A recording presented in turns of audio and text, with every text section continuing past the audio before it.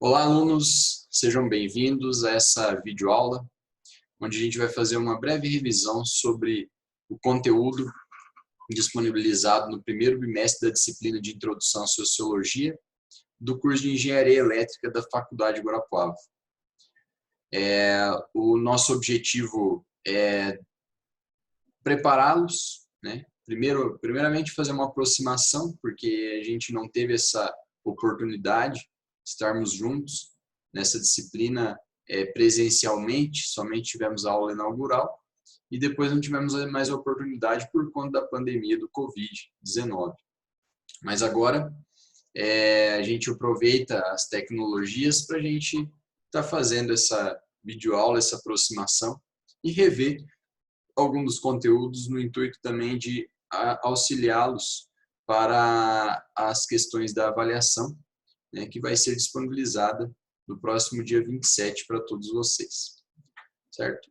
Então, o nosso conteúdo bimestral se baseou basicamente no surgimento da sociologia, como que a sociologia surge como um problema científico, como que ela se torna uma ciência e quais são os primeiros pensadores que começaram a traçar objetos, definir objetos, traçar métodos, metodologias e também trazer o objetivo da sociologia para a ciência. Então, nosso conteúdo vai ser basicamente esse e a gente começa falando sobre quando que surge a sociologia.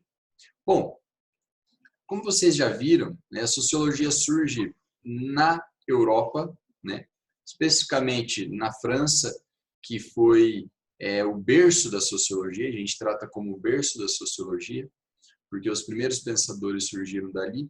E o primeiro a falar em sociologia foi o Auguste Comte, né, que era o positivista da época, né, que ele não se torna um sociólogo em si, porque ele está muito mais pendente a ser um filósofo, né, na sua trajetória acadêmica, porque ele é um estudioso das ciências em geral, né, e ele somente identifica que na época ainda faltava algo que completasse o campo científico. Ele dizia que o que faltava na época era uma ciência que desse conta dos problemas sociais pelo qual a Europa enfrentava naquele momento. Quais eram esses problemas? Esses problemas estavam relacionados justamente à mudança ocorrida na Europa naquele período, né? Onde houve uma revolução, várias revoluções, entre elas, e a mais importante, mais significativa, é a Revolução Industrial. E nessa Revolução Industrial ocasiona uma mudança geral em todos os sentidos da vida dos cidadãos europeus na época. O que ocorre na época? O êxodo rural, as pessoas saem do campo e começam a ocupar as cidades, os centros urbanos, especialmente aos redores das fábricas. Isso vai gerando um inchaço urbano, um contingente populacional muito grande, e daí começa a surgir vários tipos de questões, né, a serem discutidas. Questões de saúde pública, muito conhecida a tal da peste negra, né, que foi uma doença ocasionada justamente por esse inchaço urbano. Questões também relacionadas à liberdade política, né, à liberdade de expressão, movimentos sociais, movimentos revoltosos, inclusive, contra o modelo produtivo que se instaurava na época, né?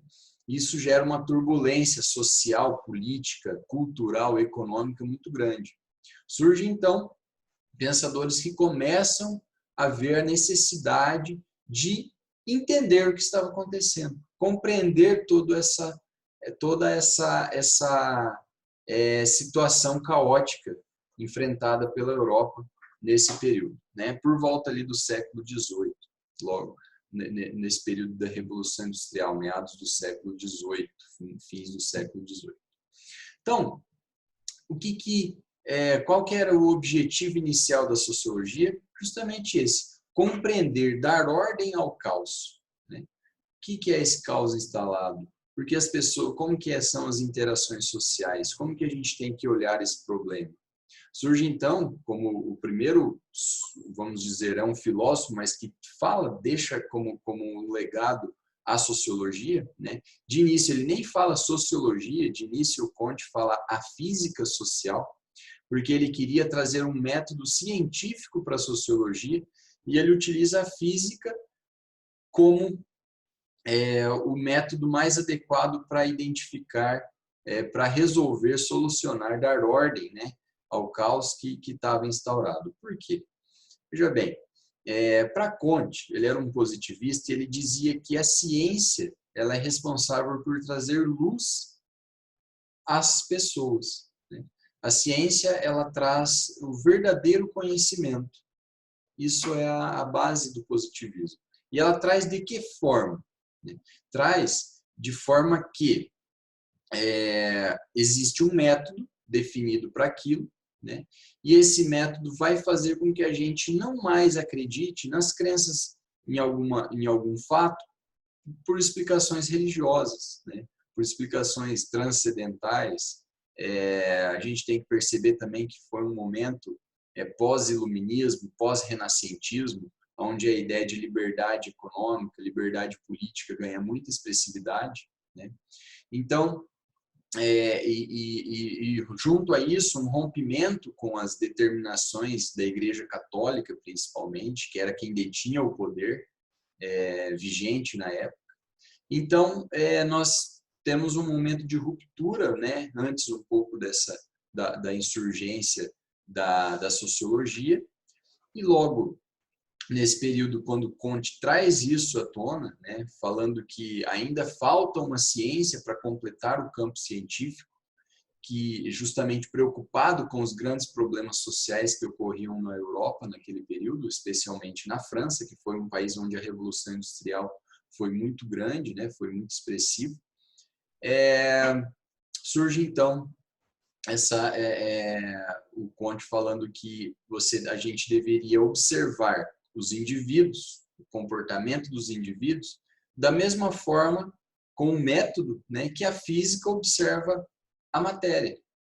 Então ele começa a tentar definir o objeto da sociologia, que era o quê? Tentar identificar como que os indivíduos se comportam, no sentido de você ver, observar, para prever, a fim de prover. Essa é uma grande frase do Comte. Ver para prever, a fim de prover. Você observa, você prevê, né, e você provê. Quando você prevê que algo vai acontecer, você toma providências, nesse sentido que é prover, né? Providenciar ações que possam diminuir os impactos causados por alguma mudança social, né? Como a gente pode perceber no avanço dos estudos aí da sociologia, o objeto da sociologia não é tão simples como Comte definia, né? Porque o ser humano ele é dotado de vontades, dotado de sentidos, dotado de significações, de culturas, né, que muitas vezes não é a mesma entre um e outro indivíduo. Então, logo na sequência, quando Durkheim, que pega essa teoria de Comte e tenta criar de fato um objeto, né, definir um objeto para a sociologia, traçar um método e o objetivo dessa ciência, de fato dando um caráter científico para essa ciência, o Durkheim já logo de início, quando ele vai fazer seus primeiros ensaios sociológicos, ele identifica que o objeto da sociologia não é tão simples assim. Ele é um objeto instável, é um objeto abstrato e ele é um objeto de difícil controle, né? Então ele rompe com aquela ideia do Comte de que a física, o método da física é aplicável ao método da sociologia, né? E daí o Comte, ele não sai da linha positivista, ele ainda vai utilizar das outras ciências naturais para fazer uma aproximação com a ciência sociológica, né, com a ciência social, e ele fica muito mais próximo dos métodos da biologia, né? Então, ele traz uma significação para a sociologia diferente do que o Comte tentou começar a tracejar, né? E a gente já entende mais ou menos como que é esse surgimento da sociologia dentro dessas grandes turbulências sociais ocorridas na época, e daí a sociologia, logo de início, já surgem para ela 3 grandes escolas sociológicas que a gente trata como as escolas sociológicas clássicas, né? E essas 3 escolas sociológicas, elas são de grande relevância até hoje para a gente tracejar estudos sociológicos. Então, nós temos a escola positivista, que é justamente a escola do Émile Durkheim, que é também um sociólogo francês, que pegou o legado de Auguste Comte para definir aí o objeto e o método da sociologia, né? Temos aí a escola marxista, que é a escola que surge do pensamento de Karl Marx, e temos a escola weberiana, que surge já das contribuições de Max Weber para o estudo da sociologia, né? Então, de início, já surgem essas 3 escolas. E eu quero trazer um breve relato de cada uma, como que elas se desenvolveram, né? Porque isso também faz parte do conteúdo da avaliação de vocês, ok? Então, vamos lá. Escola positivista, escola durkheimiana, né? Que vem do Émile Durkheim. A escola positivista, a escola sociológica positivista, ela define o objeto de estudo da sociologia como o fato social. O que seria o fato social? Vamos lá. Durkheim vem da escola positivista e ele diz assim: os indivíduos, eles se comportam baseados na localidade onde eles estão dentro da sociedade.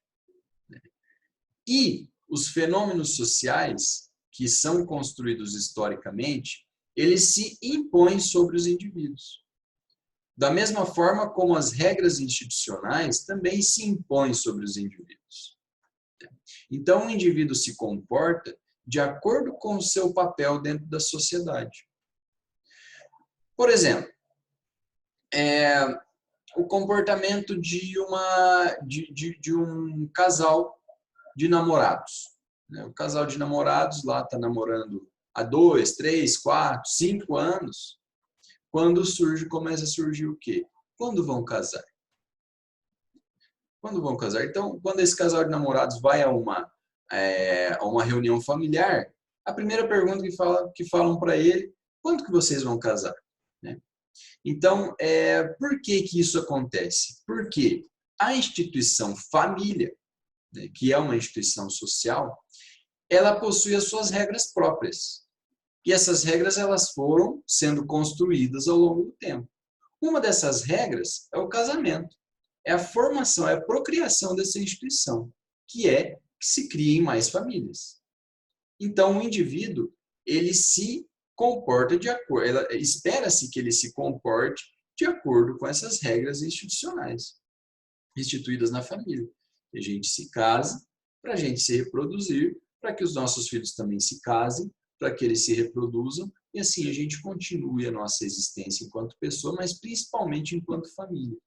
Então, sobre o indivíduo recai a responsabilidade de se comportar conforme essas regras sociais ditam, né? São ditadas para eles. Então, o que a gente pode extrair do objeto da sociologia? Durkheim, então, define que o objeto da sociologia é o fato social. Frisem esse nome, fato social. O fato social para Durkheim é o objeto da sociologia, né? Assim como a matéria é o objeto da física, os organismos são objetos da biologia, o fato social é o objeto da sociologia. Então, ele começa a definir com mais clareza o que é essa sociologia, né? Para que ela veio. E ele define 3 características principais para o fato social. Veja, Se a gente pegar esse exemplo como casamento, a gente pode pegar infinitos exemplos, mas vamos pegar esse, que é um bem fácil da gente identificar a título de didática mesmo. Existem 3 características principais do fato social. Primeira característica principal é a coercitividade. O que significa? O que é algo coercitivo? Algo coercitivo é o que nos coage a agir daquela determinada forma. É algo que é colocado sobre nós, colocado sobre a nossa vontade individual, né? Então, se nós, enquanto indivíduos, enquanto seres sociais, não nos adequarmos a esse fato, que é o casamento, nós vamos sofrer alguma sanção. Qual que seria a sanção da gente não casar, né? Nesse exemplo do casamento? Seria justamente essa coerção em que as pessoas, né, as famílias vão ficar questionando você, o porquê que você não fez, porquê que você não casou, quando que vocês vão casar, porque isso é um fato social, ele é coercitivo, ele se impõe sobre o indivíduo. Segunda característica do fato social é a generalidade, ou seja, ele não se aplica à parcela da população, ele se aplica a toda a população. Toda a população ela é daquela determinada cultura, ela vai ser refém desse fato social, né? Fulano, não é para fulano, ciclano e beltrano, não. O fato social ele é generalizado, são para todas as pessoas daquele agrupamento social. E a terceira característica, grande característica do fato social é a exterioridade, ou seja, ela é exterior à vontade do indivíduo. Antes do indivíduo nascer já existir, depois que ele morrer também vai continuar existindo esse fato social. Então é algo supraindividual, diz respeito não só à nossa individualidade, mas à nossa coletividade, né? E o que se define dentro dessas 3 características é objeto de estudo para a sociologia, segundo o Émile Durkheim, né? E como que é o método do Durkheim? É um método positivo, é um método de você observar, mas uma observação distante. Quanto menos envolvido com o fato o sociólogo estiver, melhor. Mas ele vai conseguir identificar as suas características gerais, ele vai conseguir extrair as leis gerais que regem esse fato social, né? Então, quando o Durkheim fez um estudo do suicídio, por exemplo, ele notou que o suicídio é algo muito mais social, que se impõe sobre o indivíduo, do que individual, né? Pode ser que a decisão de cometer o suicídio seja da pessoa, do indivíduo. Porém, existem fatos sociais que determinam, que influenciam a mudança da curva de suicídio. Ele observou isso na sociedade europeia. Em momentos de estabilidade social, essa curva do suicídio era menor. Em momentos de instabilidade social, essa curva de suicídio aumentava. Então, ele identificou o quê? Que existe algo de social que impera sobre os indivíduos, nesse caso do suicídio, né? Então, pessoal, esse é a linha que a sociologia positiva segue, certo? A outra linha, a outra escola sociológica é a escola sociológica marxista, né? A escola sociológica marxista vem dos pensamentos de Karl Marx, da contribuição sociológica de Karl Marx. É importante frisar que Marx ele não se considerava um sociólogo, e de fato ele não era, ele não se definia assim, e a própria ciência sociológica não define ele como um sociólogo. Ele era mais um filósofo e um economista político do que de fato um sociólogo. Porém, por isso que nós não falamos de escola marxiana, que seria a escola de Marx, né? Isso aí é a escola marxista. A escola marxista da sociologia surge com as contribuições de Karl Marx, tá? Karl Marx ele é muito conhecido devido à sua importância para o desenvolvimento da filosofia e também que recaiu sobre a sociologia. Por quê? O principal objeto de estudo da escola marxista para a sociologia são as relações sociais de produção. Marx já dizia que existe na base de toda a sociedade algo que faz com que as demais coisas sejam em função dessa base, né? Que é a questão material. Ele dizia que são as relações sociais de produção que definem a realidade social. Então, para Marx, o que era importante estudar para você identificar as questões sociais e poder atuar nessas questões sociais eram as relações sociais de produção. Como que os homens e as mulheres, como que as pessoas interagiam para produzir o que é necessário à vida humana, né? Era isso que imperava. Então, para Marx, a principal questão era a teoria do valor-trabalho, né? Marx, ele dizia que o trabalho é o que nos diferencia, o que diferencia o homem de todos os outros animais vivos, né? Então, todos os outros seres vivos, todos os outros animais. O homem, ele consegue adequar a natureza às suas necessidades. Ele não fica refém da determinação natural, né? Agora, como que ele consegue se apropriar dessa natureza dessa forma? Através da sua consciência racional, né?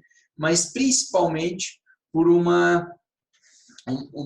algo que ele diz que é o mais humano dos valores, que é o trabalho, né? É o trabalho humano, racional, que faz com que a gente consiga nos diferenciar de todos os outros animais existentes na natureza. Outra questão em Marx, né? Já que ele já definiu o método, o objeto do estudo da sociologia, nós vamos para o método. Qual que é o método marxista? O método sociológico marxista diz respeito à dialética. Dialética a gente viu lá em filosofia o que era, e agora o Marx traz para as relações sociais a dialética. O que seria a dialética? Ele dizia que a história da humanidade sempre teve o dominante e o dominado, né? Isso foi em toda a história da humanidade. Lá no extrativismo existia essa relação entre dominante e dominado, quando o homem simplesmente extraía as coisas da natureza. Quem que dominava? O mais forte, né? E o do gênero masculino. Depois a sociedade passa de extrativista para o sistema de produção feudal, né? O sistema de produção feudal, qual que era a relação entre dominante e dominado? Dominante eram os senhores feudais, né, o clero, o alto clero e a nobreza, enquanto que os dominados eram os servos, né? Depois que passou o sistema feudal, que ele foi vencido, né, que ele caiu em contradição, surge então uma nova realidade, que é qual sistema? O sistema capitalista. E hoje também existe essa relação entre dominante e dominado, né, que é o sistema que impera. O Marx, ele tem a principal obra dele é de nome O Capital, onde ele busca o quê? Questionar todas as determinações do sistema capitalista de produção. E ele identifica que nós temos uma classe dominante e uma classe dominada.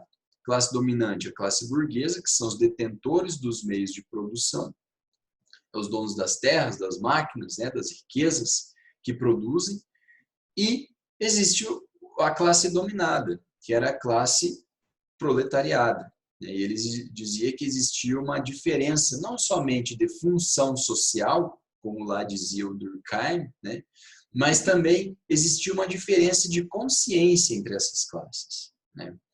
Só que ele dizia que estava justamente na mão da classe trabalhadora, na mão da classe proletária, a transformação dessa sociedade, né, para que a gente conseguisse transformar essa sociedade numa sociedade mais justa e igualitária, né.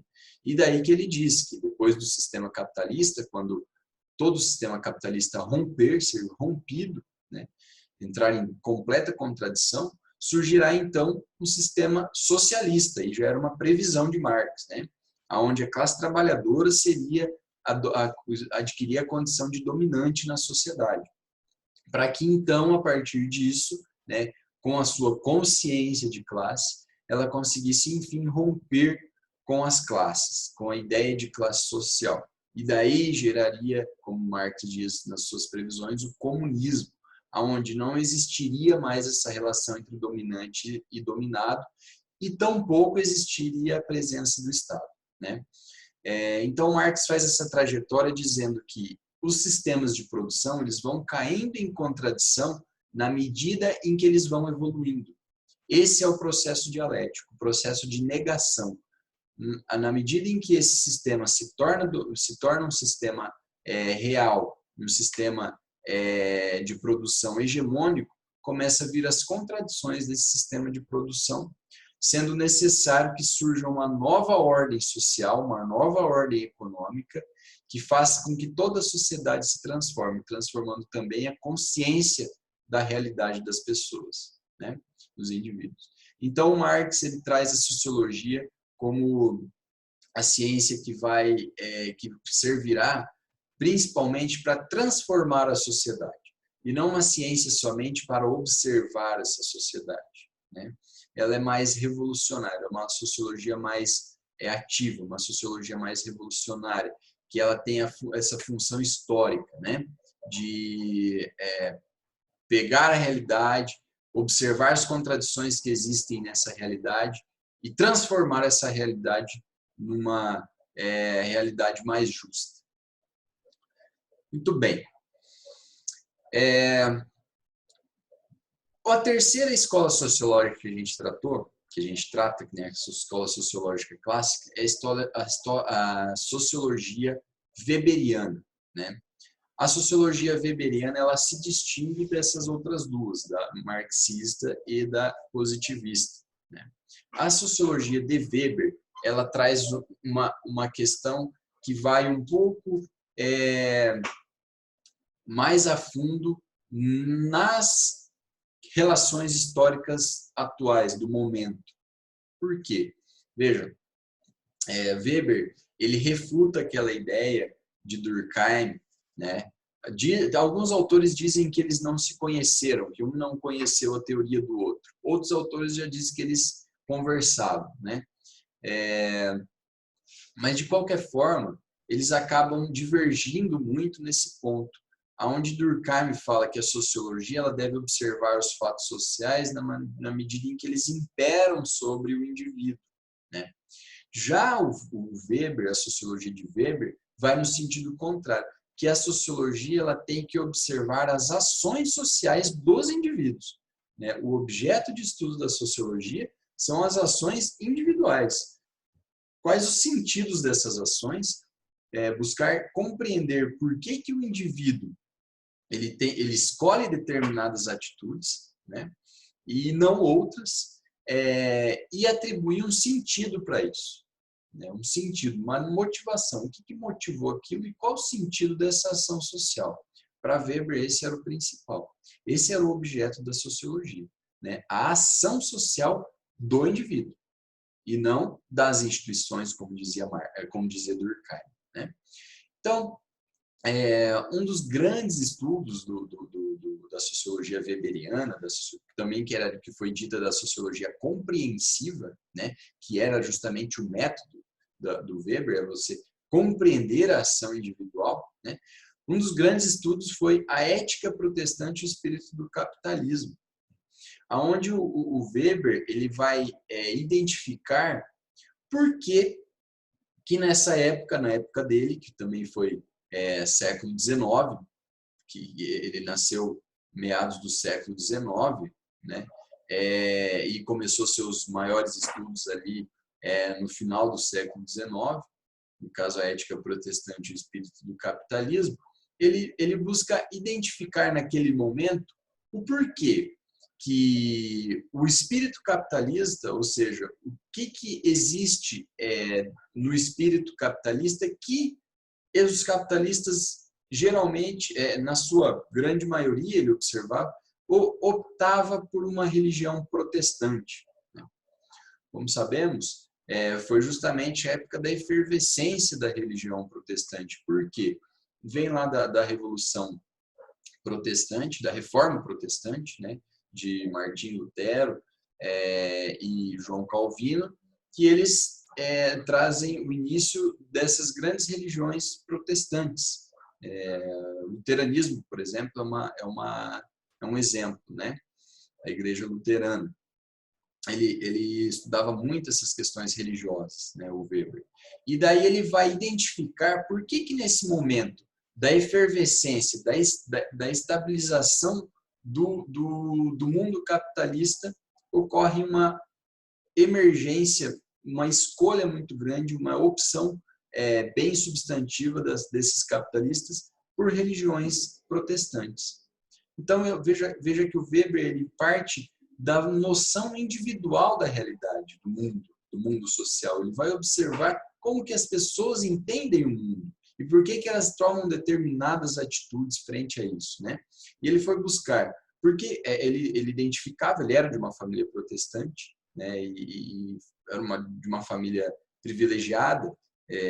O pai era um detentor de cargos públicos muito importantes na época, né? A sua mãe era uma advogada liberal, né? Todos protestantes. Ele não se definia enquanto protestante, mas ele veio dessa família protestante e ele observava que existia, ele foi buscar a existência de uma confluência entre a ética do protestantismo, ou seja, quais são as determinações, os valores ali do protestantismo que dizem respeito ao espírito do capitalismo, né? Ou seja, esses valores que também estão no mundo do mercado. Por que essas duas coisas cresceram juntas, né? E daí ele busca essas explicações a partir da compreensão do sentido e das motivações das pessoas a estarem tomando determinadas decisões nas suas vidas, né? Por isso que ele busca nesse livro, nessa grande obra, uma obra-prima lindíssima, recomendo a leitura para vocês, A Ética Protestante e o Espírito do Capitalismo, né? Ele vai identificar quais sentidos, as motivações das pessoas optarem por religiões protestantes, né? Que são provenientes lá da Reforma Protestante. Pessoal, só para a gente fazer então uma recordação. Sociologia positivista. Seu precursor é Emile Durkheim. Seu objeto de estudo é o fato social e seu método é o método positivista, né? O método de observação. Sociologia marxista, segunda escola, vem do pensamento de Karl Marx, né? O Karl Marx é o grande precursor. Tem como objeto de estudo as relações sociais de produção e como seu objeto, o seu método é o materialismo histórico dialético, né? E a terceira escola sociológica clássica é a escola sociológica compreensiva, né? Weberiana. Essa escola sociológica tem o seu objeto como a ação social individual, né? E tem o seu método, o método compreensivo. Okay? Então, essas são as 3 escolas sociológicas clássicas que é muito importante que vocês estejam, que compreendam esse momento, né, do surgimento dessas escolas e quais são as condições, as determinações, características principais de cada escola sociológica. Certo? E também, relembrando os grandes acontecimentos que ocorreram nessa época, que contribuíram para o surgimento da sociologia enquanto ciência, que é o quê? As grandes navegações, a busca por mercado externo, que nessa época se expandiu muito mais, né? A reforma protestante, que vem com uma nova ótica religiosa para a Europa como um todo, que é um movimento que nasce, que surge na Europa, né? O surgimento da classe burguesa enquanto classe dominante, né? Revoluções, Revolução Industrial, Revolução Inglesa, Revolução Americana, Revolução Francesa, né? Essa era das revoluções, e também esses grandes pensadores que a gente acabou de ver aí.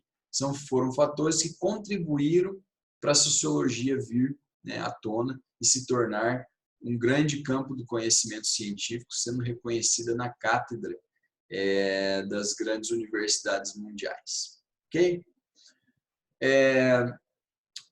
Acho que é isso.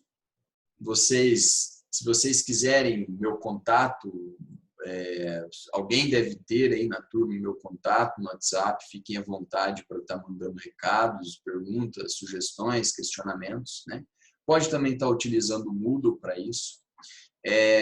Espero que vocês tenham aproveitado essa breve videoaula, né, como a título de revisão mesmo do conteúdo, para a gente fazer um compilado, para vocês entenderem o que vai cair aí nessas questões da prova. E desejo que vocês estejam gozando de plena saúde, né, nesse momento de pandemia, nesse momento de risco muito grande, né? Espero que a gente consiga se encontrar antes do término do semestre. Certo? Um abraço a todos, fiquem bem e se resguardem quem pode. Até mais.